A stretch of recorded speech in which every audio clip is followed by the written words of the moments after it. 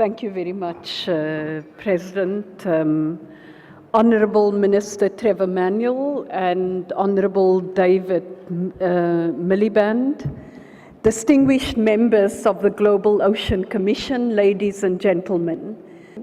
In Africa, the oceans are the basis for the livelihoods of the poorest populations of the continent, women and youth, both in terms of food security and economic benefits. The fisheries sector employs 12.3 million people as fishers or processors. So it's not an intellectual exercise, it's a reality that this is a challenge. Overfishing has reached alarming levels worldwide, as we've heard, and all of you in this room know, as rightfully mentioned in the recently published 2014 Africa Progress Panel report. Opaque, illicit and illegal fishing practices are destroying the potential for a blue revolution. The open access character of African fisheries has resulted in overexploitation and in an increase in illegal fishing. During the last decade, substantial oil and natural gas resources have been discovered offshore around the African continent, some of them in deep water, and the exploitation will have to minimize negative impacts on the marine environment.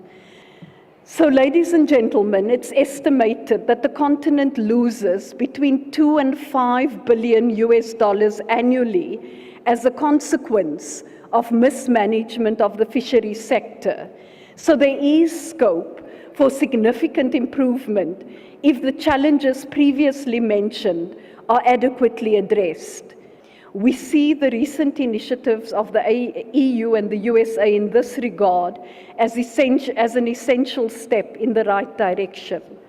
The issue of subsidies to the fisheries sector also needs to be addressed.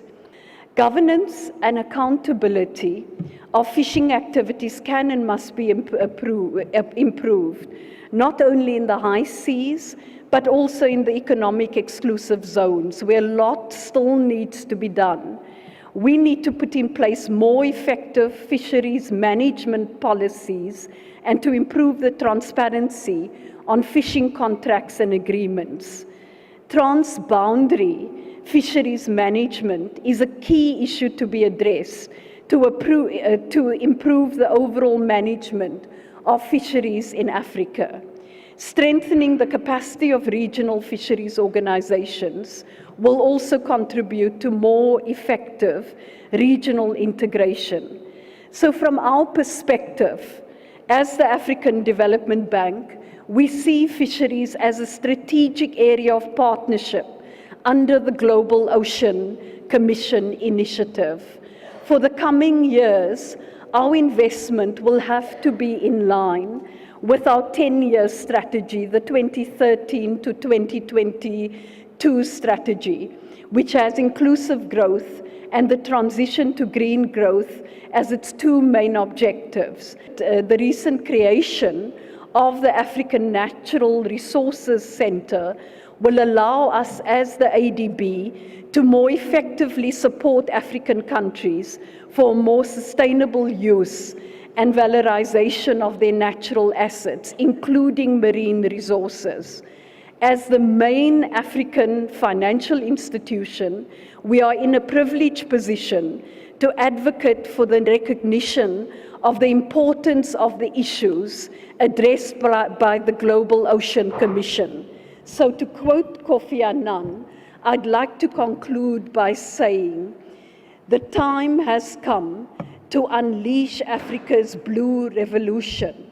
And I'd like to encourage all of us gathered here to also take this debate to the national and regional levels so that we involve all stakeholders, politicians, local media, and traditional leaders, to name a few.